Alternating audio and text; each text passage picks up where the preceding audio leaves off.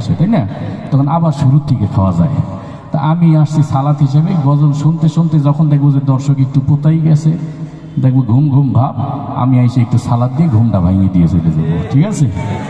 তো আমি এখন আসছি মূলত হাজিরা দিতে, যে আমি আসছি।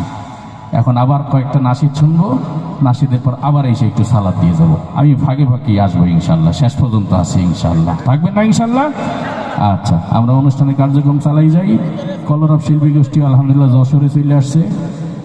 দোয়া করবেন আল্লাহ যেটা নিরাপদে তাদেরকে পৌঁছায় দেয়। এমনিতেই গতকাল বিশাল বড় একটা দুর্ঘটনা ঘটেছে, তাই না? যারা সফর করে তাদের উপর আল্লাহ তাআলা মাঝে পরীক্ষা দেয়। তা কলরবের যে আহনাব খালিদ, আল্লাহ তাআলা তাকে যেন পরিপূর্ণ সুস্থ করে দেন, সবাই বলেন আমিন। আল্লাহ তাআলা আমাদের আজকের এই আয়োজনকেও কবুল করেন।